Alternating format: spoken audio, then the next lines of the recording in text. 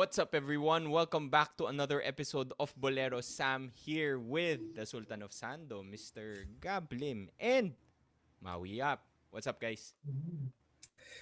Hello, Walang hello. news.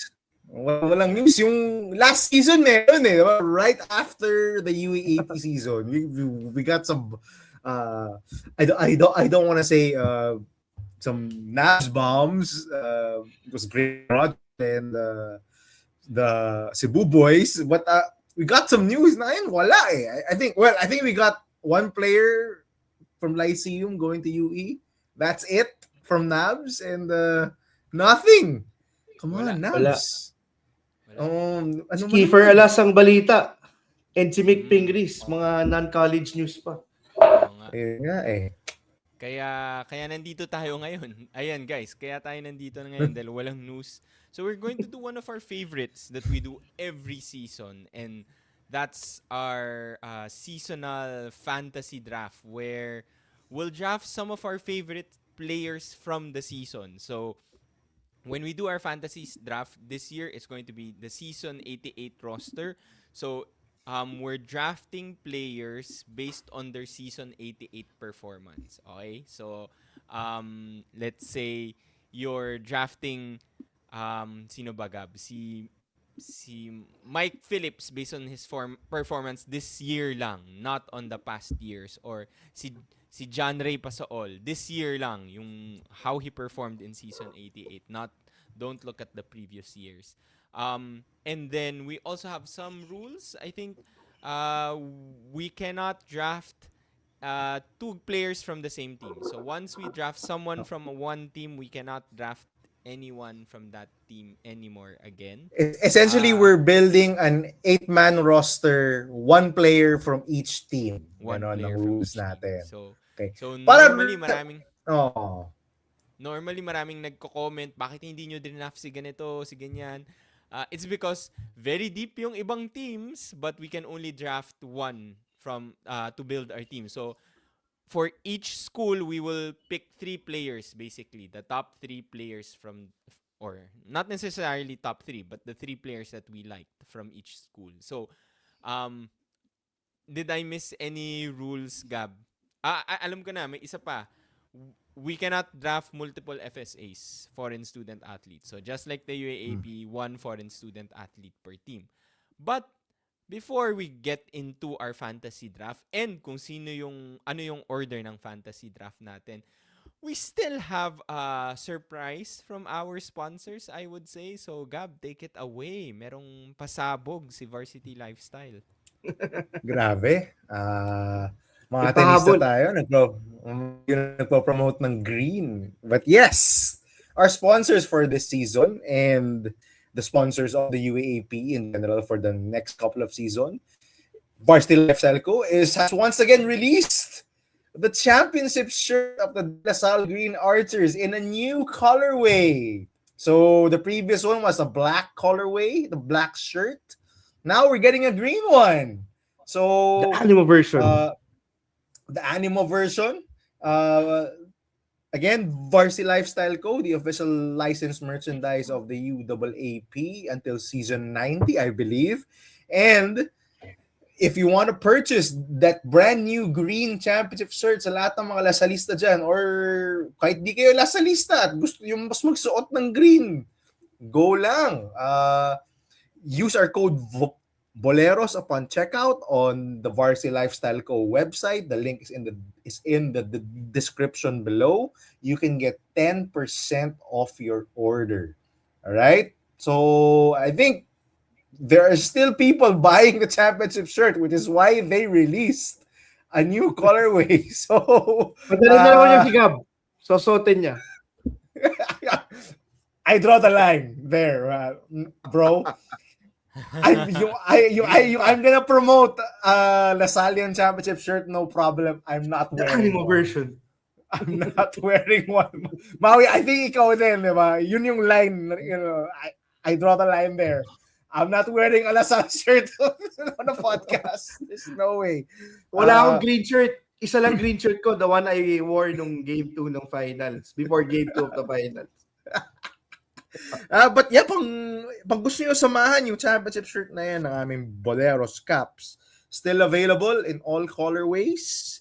Uh, Thank you to all those who purchased. We had to make a new batch of caps because ang dami yung bumili. But yeah, keep on buying those caps. The link is in the description below. Make Sammy happy so that he'll ship more. Si Yung Sammy, bibili ng 10, Please lang, hinahanap kunin pa nyo rin na. namin. 15 nga, Yung Maui. promise, 15. Yung nag-promise 15. ng 15. Hindi ka pa bumibili bro. Naantay ko. Kunin mo na. Okay, Gab. Ikaw yung nag-randomizer kanina. Please, explain yung draft order and then paano tayo magda-draft. Yeah, so the draft order, sadly, it's gonna be the same as last year. Akala ko maswerte na naman ako na makukuha yung first pick. But no, Maui is the first pick, followed by Sammy, and then me as the last pick. But we'll go snake draft. So whoever picked last in the previous round will get to pick first in the next round. Para fair naman tayo. And since it's 8 teams, I think we'll all get the same number of chances to pick first. So, well, at least me and Maui. Since Sammy will always be in the middle because he is the middle pick.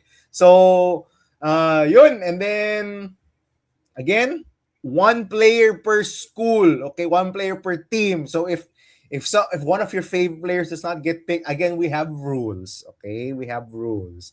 We don't just skip players or don't mind other players just because we want to. We have rules in this fantasy draft. Go ahead. Maui, let's start with you. First pick. Wala nang strategy for me. I'll go with the player that I think is the best player nung season 88. I may be from the blue side, but I think this guy is the best player, was the best player in season 88. And actually, with JD Kagulangan getting injured in the KBL, prayers to him, by the way, tearing his ACL, that was devastating news. I think Lasal people will be praying the rosary, the novena, the next few weeks that this team doesn't call. My pick, Jacob Cortez. The resurrection, the comeback, the rebirth of the cool cat, the cool cub, Jason Cortez. I think he was, without a doubt, the most important player ng season 88, in my opinion. Without his late game heroics, I don't know if Lasal would have made it to the finals. Definitely not. Definitely not. Without his late game heroics, to the point that even UP had to employ a box and one. Diba? People were praising Jacob Baila the whole finals. UP did not want him to get going, and I think that just shows how much this guy has impact on the game, how unstoppable he was the latter part of the season, and proving all the doubters wrong, especially those who doubted his transfer from the NCAA to the UAAP. I think this guy deserves a lot of credit, and a lot of people are saying may baka ng finals he could have been also the finals MVP, but nevertheless, I think he was the most important player, and this led to Lasal getting to the finals despite having all the injuries, despite starting as the 4th seed and inevitably winning the championship in the end. My pick, Jacob Cortez. I was kind of hoping you would go with the UE pick first, Maui. Kasi I do remember a couple of fantasy drafts ago, a couple of seasons ago, you picked the lone good player on UST, Nick Caballero, as your first pick. So I thought you would go with that strategy, but I'm not mad at it. Jacob Cortez was the MVP of the final few games of the season, even though he did not get the finals MVP and it went to Mike Phillips. I do think it should have gone to Jacob Cortez. He was the most important player of Lasal in the finals, in my opinion. But not mad at this. With regards to your point about Jacob Cortez possibly going to the KBL, Ooh. sabi ko sa podcast ni Nabs, 'di ba? Yun yung parang hot take ko for the off season. I think Nabs was pretty, I don't think that's possible because the slots are filled for the Asian import quota. I don't think sabi ko, okay. And now a slot has opened up, a point guard slot has opened up. So yeah, I think Lasallians, much like the past couple of seasons in the KQ watch, they have a Jacob Cortez watch. They're gonna be hanging on to his tweets, to his videos, to his posts, to his stories, and tuning in to see if he's That's true. coming back for next season. Much like they did with KQ the past couple of off seasons, they're gonna anticipate what Jacob Cortez does because he is undoubtedly the King Archer for next season and even for the past season. And he will be very important if LaSalle wants to get a back-to-back championship. Okay. I'm not mad with the pick. Obviously, Jacob Cortez, one of the best players in season 88, has proven himself to belong in the UAAP. Some people doubted him coming from the NCAA, but this guy is a legend, and he is also a champion in the NCAA and in the UAAP. Okay, I'm going with my pick. Jacob Cortez was in my top picks. Uh okay. I think I'm going to go. I want to get someone who I think really outperformed yung ano ba yung expectations niya or yung previous performances niya, and a guy that I don't know if he really surprised us, but I think did better than what we expected. And I'm going to go with our Boleros MVP. I'm going with Jake Figueroa for my first pick. I want a do-it-all guy. I want an all-around guy, and he's been clutch this season for NU. He has saved NU in a ton of games. I I don't think I picked him last. I wouldn't have picked him in the previous seasons as my first pick, but I think this year he deserves to be a first pick. I think he's also a baller of the season. Jake Figueroa for me, for my number one pick.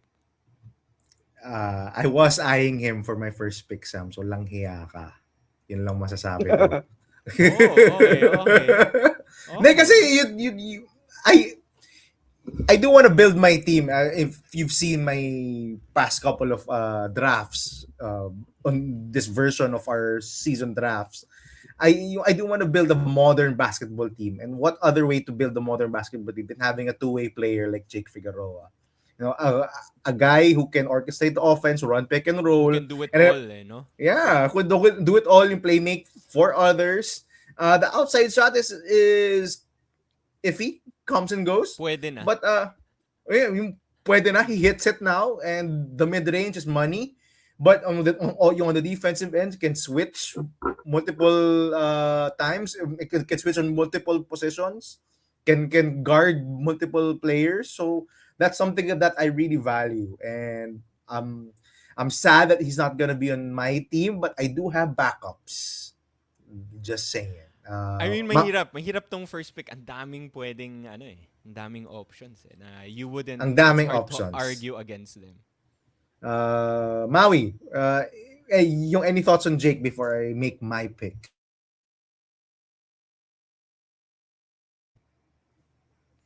Parang nawala yung audio ni Maui. Yung parang But, nawala yung audio ni Maui. Yeah, I think, Yeah. yeah, ayun. Hello. Sorry. There I you was go. hoping na he would end up with me. I was Yeah. hoping you would get FSAs. I was hoping you would get maybe a Mike Phillips This is a or some of the other top prototypical guys. Maui pick Kasi wing. Wing guy. But yeah, I think validated, diba? Figueroa is one of the main reasons why he got the KBL contract. Diba? He well-deserved season. I think he outperformed expectations, even though the expectations were high already.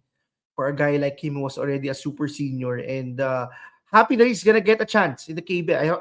Based on news reports, he might suit up soon. So that's something that we can look forward to, diba? Hopefully does pretty well in the KBL, and then who knows? Maybe he gets to the B League or maybe he gets a Gilas call up. But hype for this guy, diba? We always laud players who continue to grow every year, every season. I think it's one of the main reasons why si KQ has a lot of admirations. Why a lot of people are so in awe of what KQ was able to accomplish. What Figueroa was able to accomplish is close, very close to what KQ was able to do. He was a power forward, diba, in high school, and he ends as a guard Center pa nga ata, playmaker. Maui, diba? Center pa. So yeah, good luck to Jake the Snake in the KBL. Let's see how he performs. And we'll see the glow up, yung how he looks after... Yun yung inaabangan ko eh. After mga how few he looks months, after... the Korean Oo. glow. Tawa ko na si Belangel, tsaka si Kagulangan. Si SJ mahilig sa products. Kwento niya yun. Gab, go with your let's hear your first pick and then ako, let's I'm talk not about even it and then thinking about it. I think I picked him in a previous fantasy draft, but I can't believe he dropped to me. I'm picking Mike Phillips, the cheat code. We've said he's a cheat code, and he's definitely a cheat code. Why? Because he's not considered an FSA, and he still plays like one. And even FSAs cannot match up with this guy. There's a reason. There's a lot of basketball fans in the Philippines have been clamoring for Mike Phillips to be considered a local in FIBA so that he can play for the Philippines because he is a cheat code. There's a reason why LaSalle won the championship, and a big reason for that is Mike Phillips. There's a reason that LaSalle can stand toe-to-toe with teams with better FSAs, even though their FSA is Bright Noango, is because they have Mike Phillips.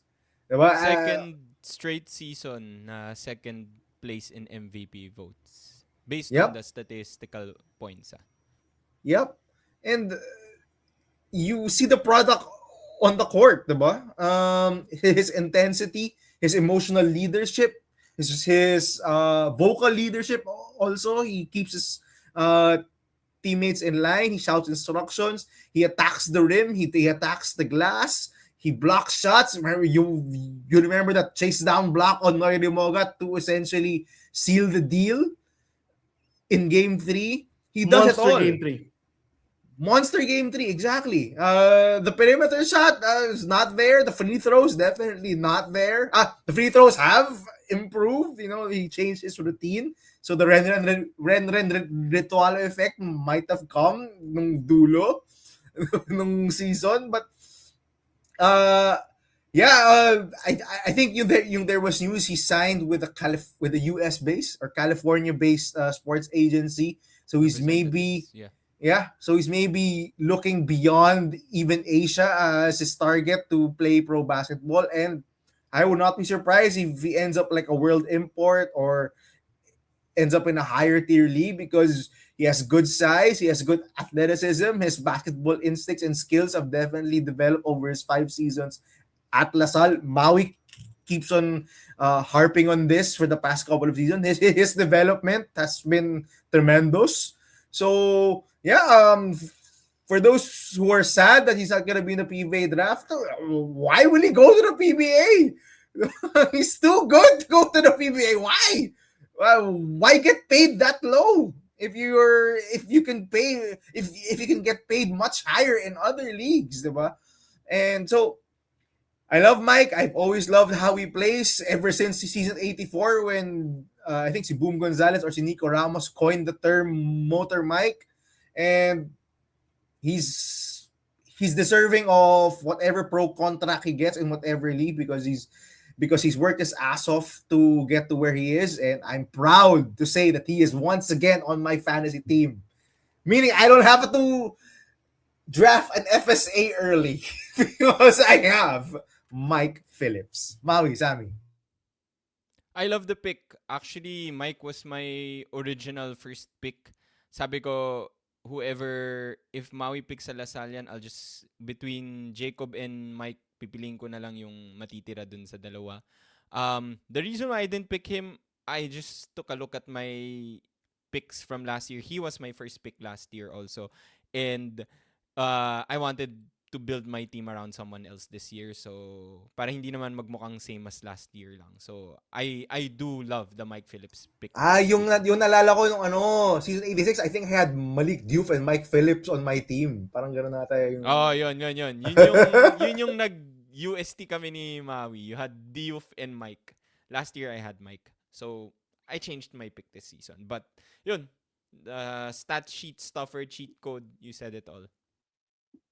Yeah, I think shout out to Maruntok ba yun yung nagtumira kay Mike Phillips. I think yung value ng Mike Phillips is I think yung value ng Mike Phillips is goes way beyond what happens on the court, diba? I think Gab mentioned it. I think his teammates all love playing with him. I think yung what he does infects yung work ethic ng teammates niya. This guy is somebody you want to be your leader. Diba? Somebody who gives it his all on the court. I think you see it the whole season.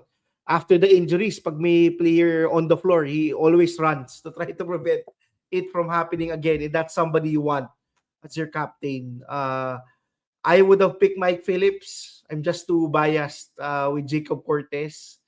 I've been in awe of Jacob Cortez since he played in San Beda yung finals. I think I told you guys, but without a doubt, Mike Phillips is generational because I don't think we've seen in the FSA era. I don't think we've seen a big man that's better or at par with all FSAs in the UAAP. I don't know if when will be the next time we'll see this. It could have been with Kai Soto, but Kai Soto ended up going pro early. So if Mike Phillips probably had Filipino blood in both his parents, he probably could have gone pro early too. But circumstances prevented this from happening, and then Lasal was happy to exploit the circumstances and fortunately get Phillips for 5 seasons. So yeah, I think no-brainer pick for Gab. If I were in his position, I would have probably picked Mike Phillips. Actually, tama si Sam. Kung ako rin second pick, I would have picked Phillips if si Jacob Cortez was also the first pick. But he wanted to build another team. So yeah, definitely. I don't think maruntok lang ata and maybe the sour UP fan base lang ata yung may masamang masasabi about Mike Phillips. I think all around the league, he's beloved. To be fair naman to UP fans, si Mike Phillips is one of those players na you love playing with, but you hate playing against. And I think that's true if even you're a fan, you hate seeing him on another team because mind games din siya eh. yeah, he loves mind games. He loves talking trash or at least egging the crowd on. Now if you want to target his faith because of that, come on, man. It's basketball. This stuff happens. It's a sport. Come on, leave his faith out of it. Yeah. So in UP fans' defense naman, even as an Ateneo fan, di ba? Medyo nakakainis din si Mike Phillips and nakakainis siyang kalaban because he does so many things. He's an agitator. He crashes the glass. When he makes a big play, he shouts. He puts his emotions on the court. He flops sometimes. Yes, he does. I will give him that. Remember Game 3 of Season 87, he was flopping a lot to get those fouls. So I understand why UP fans don't like Mike. But come on. He's a good player. He's always been a very good, not always been. He's developed himself into a very good player. And I'm glad to have him on my team. Okay. Up next for my second pick, since we are doing snake draft. Yep. I am pretty conflicted. I would usually go with a guard, but I'm looking at the teams and the board. There's a ton of guards. There's a lot of guards to pick. So I am going with someone who I think will fit Mike Phillips well. And what fits Mike Phillips? I think spacing. You want to give Mike Phillips the the space to operate when he does his pick and rolls, when he rolls to the basket, when he gets the ball in the middle of the paint or in the free throw line, extended in top of the key. That's what LaSalle did, and it was effective. Look at the final game against Ateneo of the elimination round. They spread the floor for Mike Phillips. So I think you need someone who can spread the floor and also play make when needed. I I I I initially wanted to pick Jello Crisostomo because he can shoot the three ball well, but I am going with someone who I think has better skills than Jello Crisostomo, although not the same height.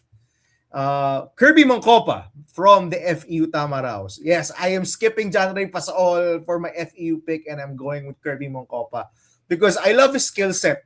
Yung as the power forward right beside Mike Phillips. He can defend. Just look at the block shots he had for this season.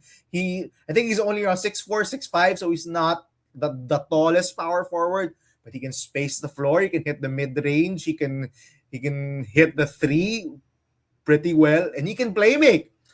A lot of the playmaking for FEU this season went through Janray Pasaol and Kirby Moncopa, especially in their wins. They were going a lot to Janray Pasaol and to Kirby Moncopa. I think that will continue for next season. And I love having him next to Mike Phillips because imagine a big pick and roll. Mike Phillips, you Kirby Moncopa, man, that's going to be hard to deal with.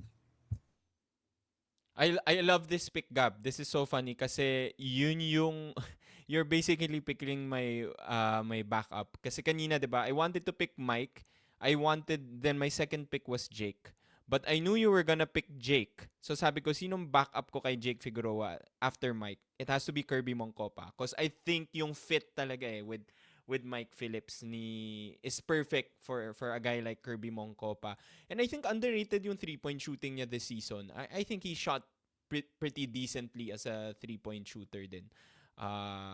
He For took a lot of FEU. them too, He took a especially lot towards kasi the end of the season. He was taking so many threes. Kasi walang 3-point shooter FEU, 'di ba? Yun yung laging problema nila. It's always just Joric. So, I think he had the license to shoot. Maui. Yeah, ganda. Ganda ng pick. It pays homage to a breakout player. For I think this guy will probably be one of the players to watch out for. When he gets 100% healthy, I mean, as far as we know, he played the season not 100% healthy. When he does, it's gonna be interesting to see how FU does in season 89. Crossing my fingers. Number one, he doesn't leave. Number two, he doesn't get injured again. No more freak accidents. No more injuries on the floor. Even si VJ Pre, di ba, mentioned this when he went on our show that this guy is the best player from their class in the juniors ranks, and happy to see him back, di ba? We thought that he could be a Jay Williams type of player, never to get back to relevance, but fortunately, I think he has a very bright future as a do-it-all forward. I think yung ceiling niya is very high. You can easily transition him to a guard slot, a guard wing versus a wing big. I think he has all the intangibles. Playmaking, rebounding, maybe yung outside shot na needs some work, but let's see. Could be a player for Gilas if he continues on this trajectory. Could be a player that plays in the KBL or the B League also if he continues his trajectory. It's only his rookie season in the seniors division. So, sky's the limit. We haven't even seen what he can do at 100%. Diba? That's something that FU fans should be excited for going into season 89. Final Four lock. If this team is together, Final Four lock. That's a big if. That's a big if. Sige, I'm going with my next pick since wala na rin si Moncopa. Wala pa tayong napipick na FSA. Gab picked Mike Phillips, who was probably my top big man. I'm going with a big man. I'm going with an FSA. I'm going with the guy that finished third in the MVP race, right behind Mike Phillips. Double machine, 16 points, 14 rebounds. The rookie from UST and probably the future of UST, hopefully, Collins Akowe. Fellow free throw merchant like Mike Phillips. Slightly better than Mike, 54% versus 52%. Oh my God. Actually, Sammy, yun yung kaya ako tumatawa when you said free throw merchant because I was actually thinking of getting Mike Phillips and Collins Akowe together on my team. Pero yung sabi ko, Puro free throws na lang eh. no, we're Napapower just na lang gonna yung shoot team mo. free throws the whole time. I'm not taking I don't wanna have a team that just shoots free throws. Diba?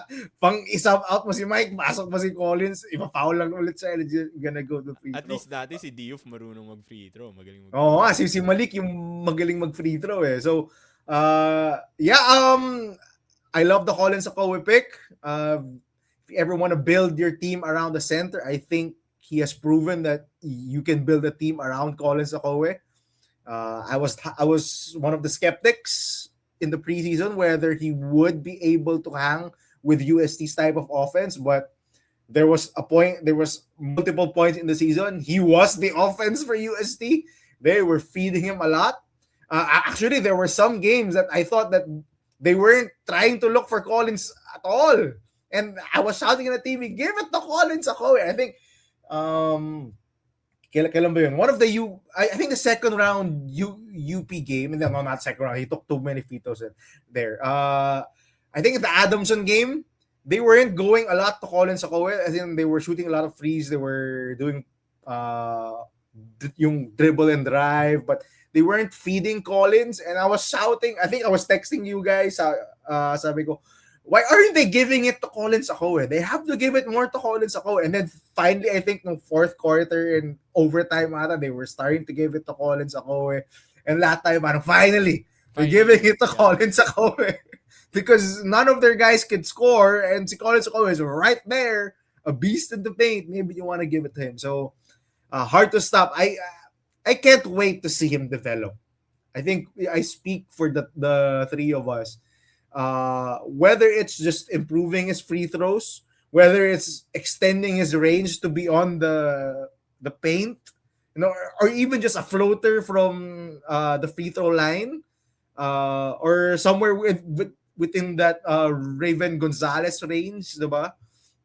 Maybe that can happen for Collins, or maybe a hook shot that he brings out, diba? He doesn't do hook shots eh. Yung mostly mga under goal stabs lang talaga si Collins Akowe and dunks eh.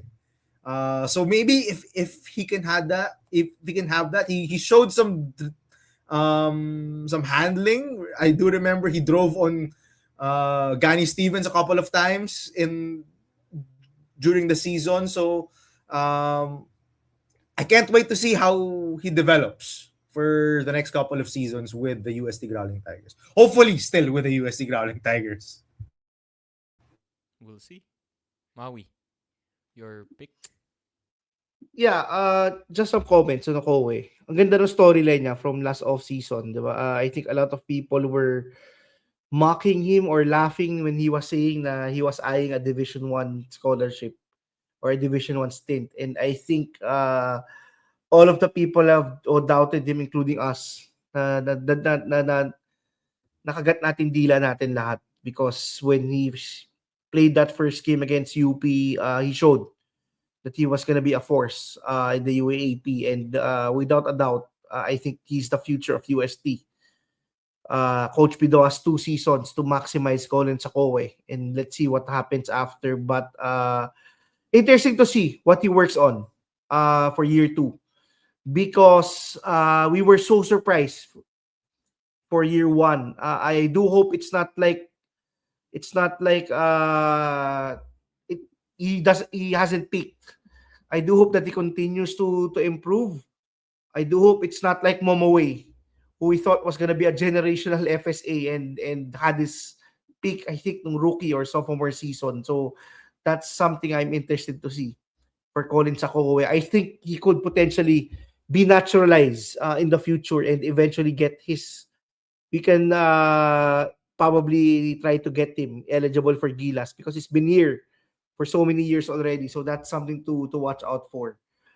For my second pick, I'm going with the Blue Eagle, who I thought was, I always value wing players who can do it all.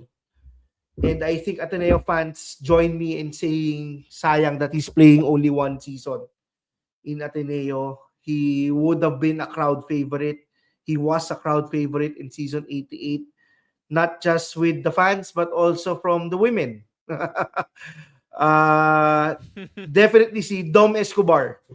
If Ateneo fans were longing for a Dwight Ramos cameo in the UAP, it was Dominic Escobar's lone season last year, and it's such a pity that we get him for only one season. And it's crazy to think that he was a walk-in from recruiting Jaden Lazo and getting this guy, because I thought that with the injury of Bahay and Adili, I thought that he was the most important player from an Ateneo team that almost made the Final Four despite the challenges. It would be pretty hard to find a replacement for next season. I don't know if Sean Tuano will develop his all-around skills in the off-season to serve as his replacement. But I would love him to be part of my team for season 88 because I know he can play 2 to 4. He can defend 1 to 4. He can get 20 rebounds as a 3. He can hit from the 3-point line. He can facilitate. Basically do everything. Sort of a 3D Ravenna light or Jake Figueroa S type of player in the UAP. That's why I'm picking Dom Escobar as my second pick. Not mad at it. He was in my short list as one of my wing players that I was targeting, and he had a lot of amazing games. He played big even during the big games, and especially in that last game against LaSalle. What did he have? Like 17, 18 points. Was one of the reasons why Ateneo took a big lead in that third quarter against LaSalle, and had a lot of big games. You talk about that 20 rebound game in the triple overtime loss to UST. The game against LaSalle in the first round, he was one of the main reasons why yung Ateneo yung got a big lead early on. Remember when he was crossing ups in a Mike Phillips and Mason Amos, the crowd was going crazy. Diba? For Dom Escobar. Actually, in his first game ever, we were there, yung all three of us in UST QPAP, and Dom Escobar introduced himself pretty well. And again, do it all. Can do it on all three levels offensively and can guard any perimeter player on the defensive end. Actually, si Dom was my top Ateneo pick. So, I hate this pick for Maui. Inago mo yung top pick ko for Kunin ko na. Ateneo. Okay, Yeah, ikaw ulit, Maui, I think. I'm Third picking round. again, and I want to pick from a team that doesn't have a surplus of talent, because the other teams all have so many people I can pick from. I'm gonna pick si John Abate as my third pick. No! Siya na yung next in line ko, Maui. I think si Abate had all the talent to be a player on a contending team. He was very efficient despite being on a team that lacked offensive firepower, and I think that speaks volumes on how talented he was during his last season in the UAAP. I'm curious to see where he ends up, and I think this guy has a lot of talent, a lot of offensive talent, and hopefully we also see him as a potential player in the national team in the future. I think he has that potential because of his size and his outside shooting. Kawawa si John Abate. I think with how the UE team panned out, I think a lot of people will not remember how good of a season he had this year. There's a reason why we picked this guy to in the off season as a potential option to lead the league in scoring, and he almost did. I think very close to leading the league. But despite all of that, I never thought that he would have an efficient season. which is why I think that he's a very good player and still playable for a good team. Sam. Okay, Maui, I hate this. Sinira mo kasi siya din yung next pick ko. So pareho pala kami ni Gab ng iniisip. John Abate, medyo slim picking sa UE. It's surprising then if you look at his stats. I think he averaged like 16 points, 4.5 rebounds, 4.3 assists, almost 2 steals a game. That's crazy. That's crazy for me. It's sad kasi it wasn't a good ending for John Abate. Number one, syempre a lot of the guys left, even the coach left from last season, diba? When they were competitive and he was one of the main guys from last season. This season was basically a whole new team. He was expected to lead them. He was doing really well, especially against Ateneo, especially against LaSalle, two teams that he plays really well against. Lagi siyang clutch. But got injured at the tail end of the season, did not end the season with UE. So sayang yung yung last season niya with UE, but definitely one of the best guards in the UAAP. The past 2 seasons, I would say. I think yun nga, Maui, you mentioned we picked him as one of the potential top scorers this season. We also picked him as parang one of the guard that could beat UP last season. If you guys remember, there was a mailbag question na if you were to build a team of UAAP players that could beat last year's UP team, at the guard position, we picked John Abate. And that's because we trust him that much and we believe in him that much. Gab. Yeah, I wanted him on my team because it's slim pickings when you talk about the UE Red Warriors. There's not much to go with. So I wanted him. He was actually in line for my second picks. Kasi sabi ko, one of these two is gonna pick John Abate. I'm just sure of it they're gonna pick John Abate. But Sammy, go ahead. Your third player. I'm so lost kasi sinira ni Maui yung picks ko. So, I think I have to marami akong gusto talaga kunin na ibang players. But because Maui picked John Abate and I already have an FSA, I only have one guy in UE that I think can fit my team. So I think I have to go with the UE player and I have to go with Welo Lingo Lingo. So I'm going with a guard. He's going to be the shooter on my team. Welo Lingo Lingo. Clutch. Wala lang tayong antics sa mga sa mga pag-dive sa bola. But everything else solid for Welo Lingo Lingo. One of the best players of UE also. Almost killed Ateneo. I hate you. Ubos. Ubus ang UE. Si Precious Mamaway na litera, but I don't think he's a good fit next to Mike Phillips, to be honest. Another free throw merchant. Or another free throw, another guy who can hit his free throw. So, I think I did have this problem yung last season, a few seasons ago when I think I drafted si Paul Manalang from USC. Sabi ko, sige, okay na rin. Last pick si Paul Manalang na lang. Wala nang iba eh. Si Maui kasi lagi tayong inuunahan gabi, kaya nasisira yung picks natin eh. Oo eh. So anyway, third pick pa lang. So we'll try to go a bit faster. Okay, so for my third pick, he's still on the board. I'm picking Nick Cabanero from the USD Growling Tigers. I can't believe he's still here. One of the best scorers in the league. And I think was the best scorer in the league. Well, yeah, he was. Diba? He was the leading scorer for UAP Season 88. Ended the season, unfortunately, missing those two possible game winners against the UP Fighting Maroons. But he was amazing in that game. He carried the USD Growling Tigers throughout that whole game. I'm surprised he still has not had a foreign international contract. I don't think that will last long. I think he's pretty skilled.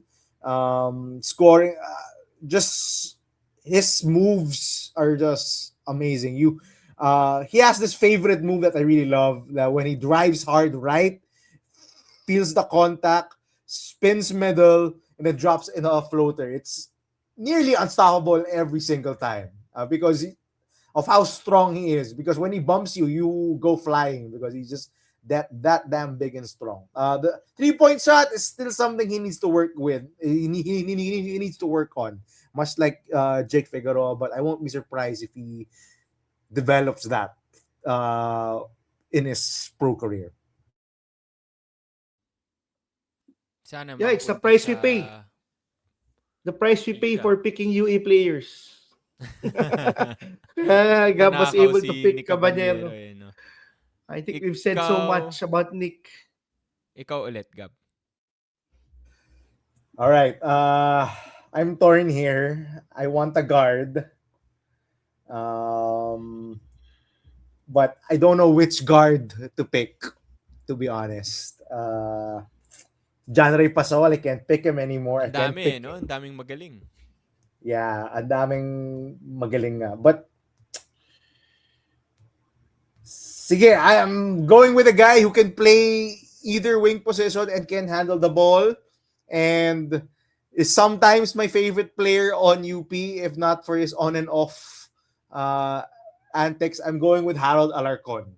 Uh, two-way player. Again, I value two-way players. Kirby Moncopa, Mike Phillips, Nick Cabanero. I think they're two-way players. Add Harold Alarcon to that mix. A guy who can defend, the best perimeter player on the other end. Is sometimes unstoppable on offense when he gets to his mid-range, when he, you know, tries to be aggressive. There are games he does not try to be aggressive. I have no idea why. He just disappears. Just look at game 3 of the finals. But I still believe in the talent. I love the talent of Harold Alarcon. I've been calling for his breakout for 3 seasons. I still called it for this season. I thought it was coming, but nawawala eh. Kaya hindi ko alam. So, Harold Alarcon. What an up and down run for us with regards to Alarcon. Gab, I think tatlong season na natin sinasabi that he'll be the best player in the UAAP. But still, to a certain degree, I think he still had enough impact. I thought that he was a very important cog. It's why UP has 2 rings with him and 5 finals appearances. I think let's see where I'm excited to see how he continues to develop, where he ends up. Uh, I think he has to work on his outside shooting, his consistency, and of course, yung off-ball offense, which was prevalent in his game early on. So I'm a bit surprised why he did not materialize with Kagulangan and Remogat in the end. Crap. Just a note on Alarcon. One of my favorite defensive performances by Harold was NUUP round 1 when he was locking up apparently his best friend Steve Nash Enriquez, Ah, his yeah, yeah, best yeah, yeah. friend, and he was guarding him throughout the entire third True. quarter and fourth quarter, not giving him an inch of space. Was even going literally head to head Head to with head, yeah, him. yeah, yeah. I saw that Oh, picture. my picture, and that's one of my favorite defensive performances by Harold Alarcon. I think he even hit the big shots in the end to get UP the win. But yeah, apparently they were best friends, and he was giving the business to his best friend Steve Nash Enriquez. I love it, love it.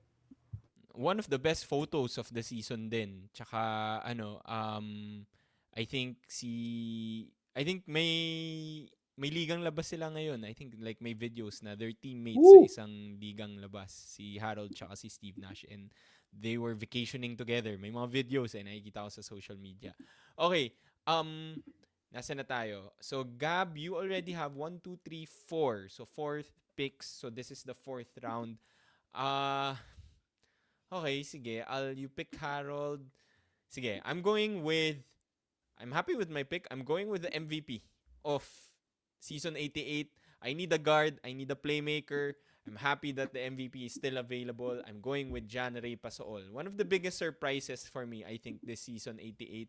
Um, I I I think we all expected Jan Ray to improve versus last year, but not become MVP. If anyone said John Ray was going to be MVP this season, I wouldn't have believed them before the start of the season. And I don't think anyone picked him kasi it would have been a crazy pick, 'di ba? Um But grabe yung leap ni John Ray from last season to this season. Yung level of maturity niya, yung decision making. Um, Sumasayaw pa rin siya. But, mas steady na siya as a May playmaker. flexes, may flex pa nga siyang dinagdag eh. May flex pa minsan. Yung may LeBron flex pa nga siyang ginagawa eh. Kasi magaling siya mag-finish. You can't take that away from him. And I think yung sinabi ni Coach Sean Chambers is he's a better three-point shooter now. I think that's been huge for his game. So, John Ray Pasaol, the MVP for me. Fourth pick. Maui. All right. Yung let's try to go quicker here because we're at 50 minutes. Maui, go ahead with your fourth pick before we do a brief recap. For my fourth pick, I'll go with a player from the Adamson Soaring Falcons because I don't have a big yet. And I think we have to give him some flowers. I think he Cedric Manzano. After that SEA Games performance, he serves some flowers. He plays way above his height at 6'4". And I'm sure if he gets to the PBA, he will dominate. Kung guys like sila Raul Soyud had a career in the PBA, I think a guy like Manzano should be able to have one. He'll do good, without a doubt. And I think him developing his outside shot has been key. So, yeah, yun. That's my fourth Got good pick. minutes sa SEA Games. Saludo sa'yo, Cedric. Yeah, actually, supplanted veterans in the rotation in the SEA Games. You know, nagulat. Guys like Justin Chua, Abu Tratter were getting less minutes because Coach Norman Black couldn't keep Cedric Manzano off the floor. He was just doing so many good things. And that's the value of playing against FSAs for 5 seasons straight. You're used to playing against bigger opponents. Halata when you watch Cedric Manzano. I love the trajectory of his career. Sadly, I think the PBA is going to be his ceiling. I don't think there's going to be an international offer there for a very traditional big man, an undersized big also. So I think MPBL and PBA is where he's going to land eventually. But I think he's going to have a very good career. I think you watch Cedric Manzano, his skill set will be wanted, especially with the playing style of a PBA. Next, Maui, ikaw ulit. Next, I'll go with another big, who is Gab's boy, who I think could be a key cog in season 89 for the NU Bulldogs. I'm going with PJ Palacielo, who hopefully develops his three-point shot because I think that will unlock his ceiling. Because we know he already has that post game. We know he can already face up. We know he has that mid-range. We know he can facilitate. So developing that outside shot, getting into foul trouble less. I think those are the two most important things coming to season 89. But I think this guy has a lot of ceiling also. Gab, it's your boy. Actually, both picks, Manzano, Palacielo, your boys. Si Baby Boy and si your Baby Boy and my boy, PJ Palacielo. Actually, I was looking at PJ because sa lineup ng NU, parang hindi ko na alam sino pipiliin ko actually aside from Jake Figueroa and Kaya kinuha ko na. yung kaya nga kinuha na ni Maui, but I think PJ is going to be one of the main options for next season for NU. To be honest, I mean, they already ran a lot of offense through PJ. I was gonna say will that. I will not be surprised if they run more offense through PJ Palacielo next season.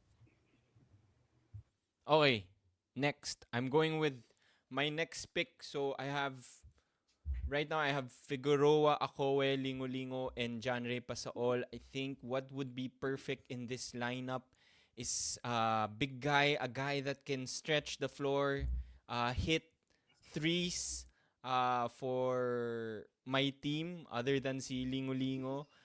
I'm going with another one and done player from Ateneo. I'm going with 6'7", 6'8", Mr. Kimani Ladi. Ang layo ni Kimani. Layo eh. But I understand siguro Maui, yung masabi ko, why he went this late. Because his skill set is essentially centered around his shooting. You know, he loves shooting his mid-range, his long-range shots. He's an okay defender, but you put him against bigger opponents, he will struggle. He struggled without Divina Daily in the lineup, which is why Divina Daily was so important. And offensively, he's limited. His off the dribble game is not that good. I think we saw that in the preseason. He needs to be set up for shots. So that's something he has to work on. But was a good season for Kayman Ladi for the most part. You know, hit big shots also throughout the season, especially in the wins. Even actually in the losses, he did hit some big shots. So I hope he gets far in his pro career. He will definitely be a good pro, and he has a good head on his shoulders. There was a reason why he was team captain. Would be nice to see him alongside a guy like Collins Akowe, no? Oh, actually, sa amin, ang ganda because the deadly shooting of kay Maniladi alongside Collins, solid yun. Spacing. Yeah, I Ikaw think na, a lot of Maui. I think a lot of the issues that Kaimani had in season 88 was the reasons why Amos left Ateneo. Diba yung option sa big. And I think that really limited how he was able to make impact, especially when Adili was out. He had to play as our de facto big FSA. Yeah. So maybe we see some more of Kimani in the future, hopefully in the national team. Yeah. I'm essentially for my fifth pick. I'm essentially gonna complete my starting five, and I'm going with an Atenean. And I think the guy who hit big shots throughout the season was derailed a bit by the shoulder injury. But Jared Bahay is my point guard. I think I picked him also last season or something. But I am going with Jared Bahay. As a guy who can distribute the ball, who can run an offense, I don't think there is. He's on par with the best point guards up there. His 3-point shot has gotten better. Just look at the amount of big threes. You get a glimpse. Lalo na yung clutch threes. Yung clutch threes. Look at the earlier games before the shoulder injury. Yeah. As in, pang fourth quarter, when it's clutch time, he just steps up and just wants the ball and wants the shots. I think that's what you want to see from a guy who is second year in college. I think he's only turning 21. So he's much younger than someone like for example, Jacob Cortez. People love talking about Jacob Cortez. He is much older than a guy like Jared Bahay, who is only turning 21 years old. So still a lot of runway for Jared. I believe in him. I've essentially No more injuries, please. Yeah, yung no more injuries. And in my starting five here, if you want to talk about his deficiencies on defense because of his size, which, by the way, he has become a better defender. Just compare his defense from season 87 to season 88. He is a much better defender. Definitely tries harder. Definitely has more of that Ian Espinosa in him. Now, siguro because they match up together in practice. But you put him beside guys like Cabanero, Alarcon, Moncopa, I think Jared Bahay will be good. And again, he does not need to shoot. For the most part of the game, actually, he does not shoot for a lot of the possessions. He just runs the offense. Just is okay for his teammates to do all of the scoring. So I'm still a believer in Jared Bahay, despite other people saying, he's not a superstar, he's a bust, whatever. I still believe in the guy. I still think he's superstar potential. Just look at what he did in the clutch this season. Yeah, I would have to agree with Gab with regards to Jared Bahay. I think from what I've seen, what's most important is he gets healthy and gets a full season under his belt. I think I've seen enough to know that he will be an important cog with Ateneo.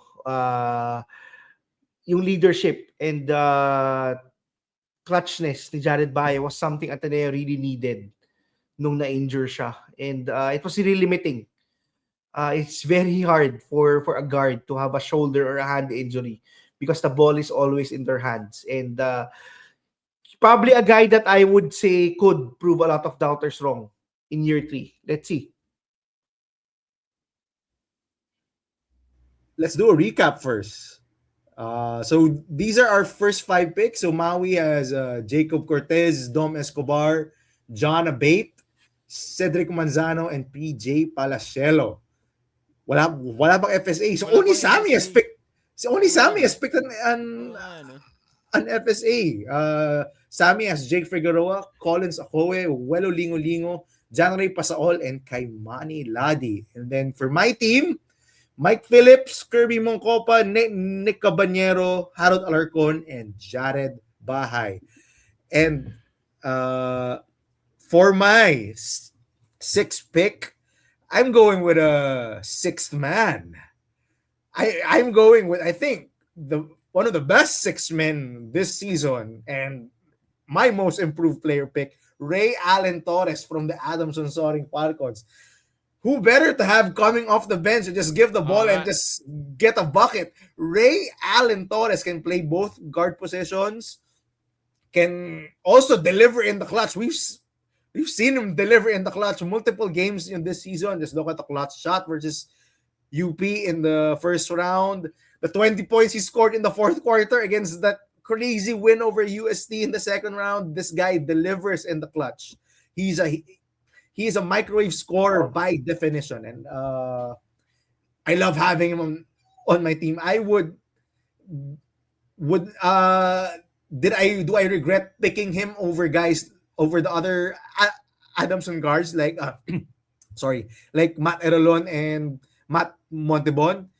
I don't, because I think he's better than both. I think he's Adamson's best guard, to be honest. So Ray Allen Torres.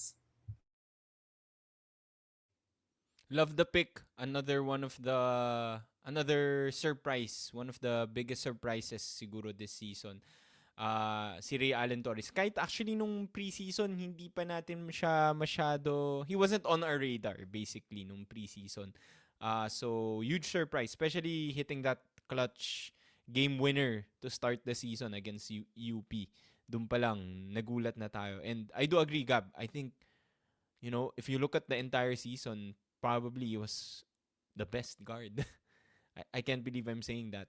Kasi ang daming magaling na guards ng Adamson, but he was probably overall the best guard for this season. Oh, yeah, I'd agree kay Sam that he was the best guard sa Adamson. And I think what I want to say lang again, I think I already said this about Ray Allen Torres, is this guy epitomes trusting the process of the coaching staff. Diba? He was out of the team A lineup, but still, I think he could get into the pros because of what he did behind the scenes. And if there was a guy that maybe yung players will have to look at for some glimmer of hope when they are buried in the bench, it's Ray Allen Torres. Okay. Sammy, go ahead. Next pick. For my next pick, since we're talking about our 3 bench guys na, I'm looking at guys that can do multiple things. For my 6th pick, I'm going with the UP player. Ngayon, I actually really, really wanted to pick Jacob Baila. I love the length. I love the defense. I love the tenacity, yung intensity. But I have to go with Maui's boy, Scary Jerry Abadiano. One of the best defensive guards, not just this season, but the past how many seasons na since he joined UP.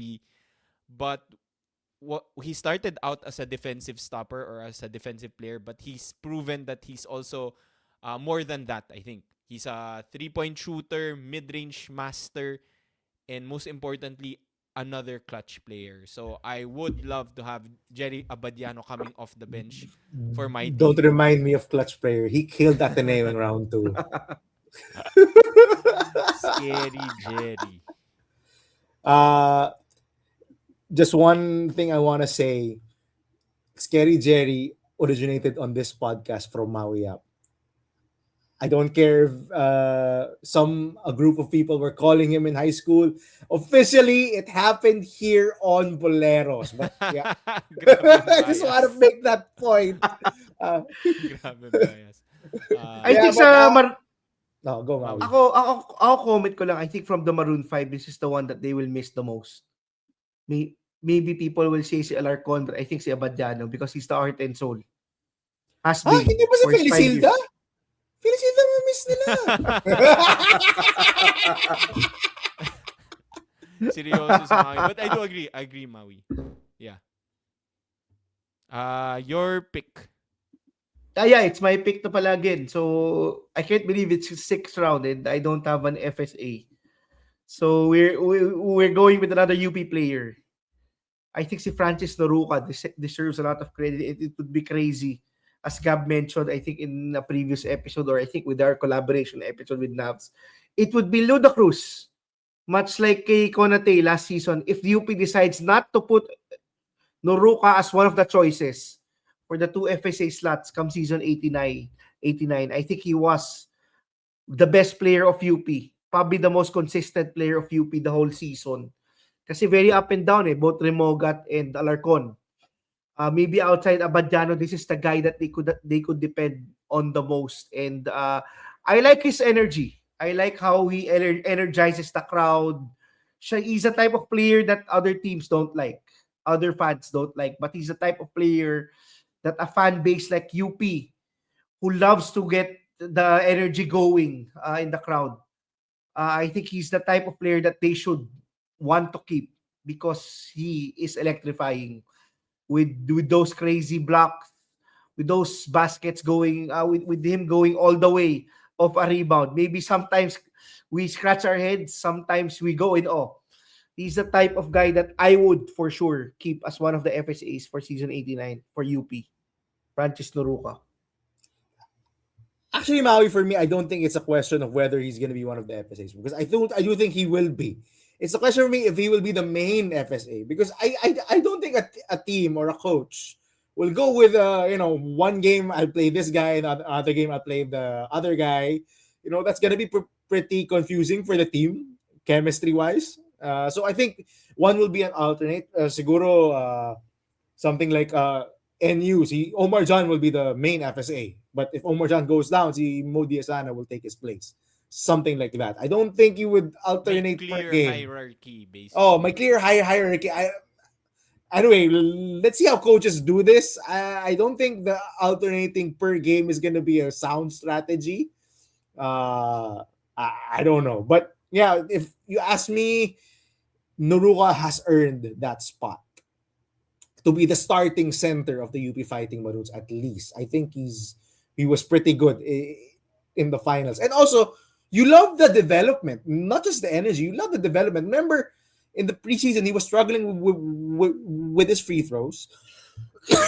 Excuse me. And during the season, suddenly he was hitting his free throws at a pretty high rate. I think he was 10 of 11 against Ateneo in the first round. We were shocked.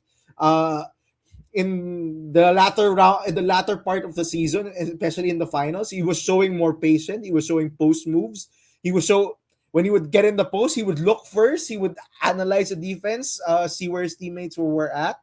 Lumalabas yung bad habits niya sometimes. I look at Lasal UP round 2 where he got that yung delay of game technical foul that gave Lasal a free point. Do you remember that? And when he inbounded the ball and it led to a turnover, I mean, Coach Gold, why do you let Coach Francis Noruka inbound the ball off a timeout? I would never know. But yeah, I do think Francis Noruka I think he's pretty old already, but I do think he has a lot of scope to develop. I saw it within one season. Imagine what he can do come one full off season and into next season. I'm very excited. Okay, Maui, your round 7 pick. My round 7 pick is the Ateneo Killer from the FEU Tamaraw. No! I'll have to Joric, mag-pro ka na! I'd have to Mag-pro pick ka na, Joric Joric. Bautista, who surprisingly decided to go back sa FEU because I think he sees that they have a big chance next season. I think a lot of people are saying they're the dark horse championship contender. And I don't know, it's masakit sa puso as an Atenean that he's still gonna be there. Parang ang tagal na andun. Ang tagal na nang it's been so long that he's been breaking our hearts. But I hope he continues to develop and work on his game to get to the pros if he decides to really go back. Yeah, Joric Bautista.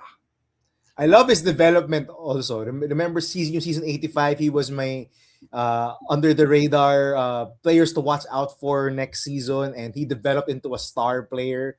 So I'm still hanging on to that. I still love Joric Bautista despite despite breaking our hearts over and over again. Joric, maasar na naman kami yung ni Jeffrey sa comments na pinapatay na naman ni Joric ang every Ateneo. single year.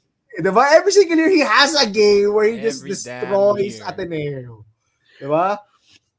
Yung even nung nanalo yung Ateneo nung game 1 of the season, si Muntikan Joric na. pa rin yung nag-hit ng big shots. Ano ba meron dito sa guy na to against Ateneo? Yung feeling ko talaga may extra from Ateneo or something diba? Or something Laki ng like that. galit no? Oo nga Anyway, good pick, Maui. I think coming off the bench is excellent to have Joric Bautista. Sammy, go ahead. I'll go with Adamson. I won't overthink it. Austin Ronzon, joke lang. Actually, he would be a decent pick this season. I'm not even lying, but I got Jerry Abadiano. So I'm going with Matty Erolon, one of Gab's under the radar guys then when Matty Erolon started. I think very steady point guard, another mid-range master. Was medyo na-outshine siya ni Ray Allen Torres this season, but I think was still one of their most steady guys sa team. It's ang okay, si Matt Erolon yung pick mo, ba? Tama ba? Or did I hear some... si Matt Erolon. Yung kay Erolon, he's a terrific shooter.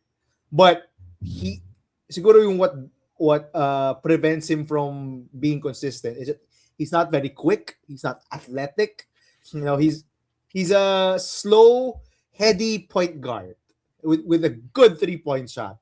And the shooting just opens things up a lot for him.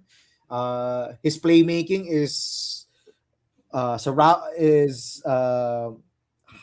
cemented by his shooting because he can get to his mid-range shot, he can get to his outside shot, to his pull-up three. I don't think he has the quickness or the explosiveness to get by defenders one-on-one. So he needs pick and rolls, and he's been very good at that for the past 2 seasons. Okay. I'm finally gonna go with an FSA, and I'm going with Mike Phillips' backup and probably his most interacted with center, si Omar John, one of the best defensive centers. So Okay. I think as a backup to Mike Phillips, he will do splendidly. So the defense will not fall Grabe off. yung defensive bigs mo. Mike Phillips and Omar John. Yep. And si Mike Phillips and Omar John love to get into it during the LaSalle NU game. So now that they're teammates, I guess they can antagonize the opposing team. So, they love to do that. So kung kalaban nila yung team ni Sammy, si Collins Akowe nandun, good luck na Omar John is the Collins Akowe stopper. Diba? NU is the stopper of Collins Akowe. So I'm going with our guy, the Boleros hater, Omar John. Can't wait for the Mick Penisi moment kalaban ng team ko. Yun pa. One of the best moments of the season came from Omar John. Just that Mick Penisi acting job is something I will remember forever. Okay, for my last pick of my team, I'm forced to pick from UE. I do not want to pick Precious Mamaway because I already have two centers. So I'm gonna pick someone who I think is gonna be a pretty good backup guard, the backup point guard, and I think could surprise in the next season. Showed some glimpses this season. Dylan Despy took over as a starting point guard when John Abate ended his season. So I do think has some skills. Can get to the mid range shot. Can get to his mid range shot. Can run pick and roll. Can get to the basket. Has a decent 3 point stroke. I think he will be one of the starters next season. I mean, sino pa ba from UE? Honestly, they don't If he have a lot. stays. If he stays, yes, tama Maui. I don't think there's a lot of talent in UE right now. But if he was smart, I think he would choose to stay because again, land of opportunity. If you want playing time, you want usage, you already got it when John Abate was out. I mean, you're gonna put up stats at the very least when you play for the UE Red Warriors. So give me Dylan Despy.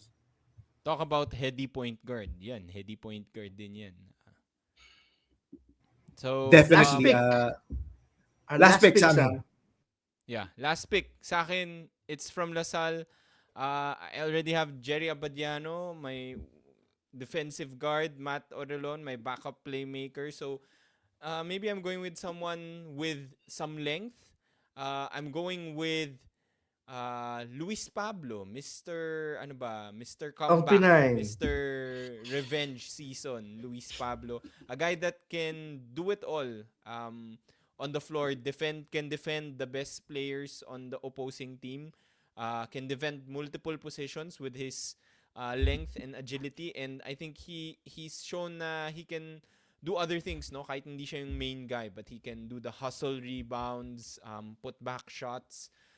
Siguro just needs to develop his 3-point shooting and free throw shooting next year. Siguro a little tighter ball handling, and he can be one of the main guys for Lasal next season. But loved yung what he showed this season, yung lalo na yung puso niya when everyone was out, especially nung nawala si na Mason, he stepped up. So I'm going with Luis Pablo as my last pick.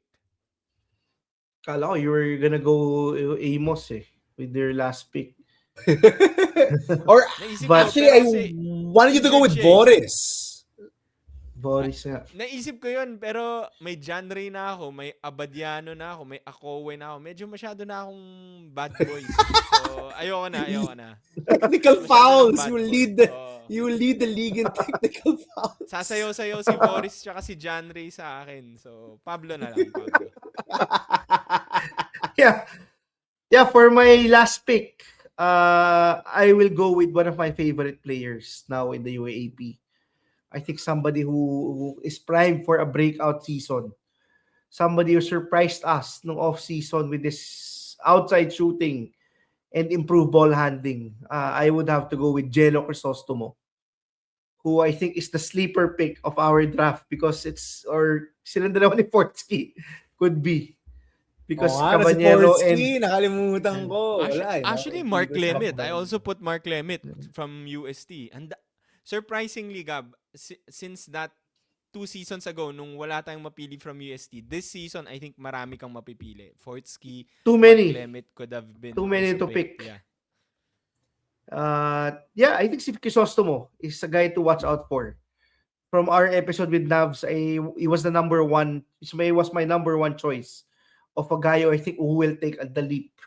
Sila ni Mark Lemit are two guys primed for breakouts, and I'm hoping it's gonna be Crisostomo who takes the biggest leap because he could be Gilas. He could be a Gilas player if he does. Love it. Again, I debated him as my second pick in this draft just because I love the fit with Mike Phillips, especially with his improved 3-point shot. And I agree with both of you. I think next season we're gonna have Mark Liemit / Jello Crisostomo explosion in UST because lots of playmaking is available, and those two have shown that they can be top tier playmakers for the UST Growling Tigers.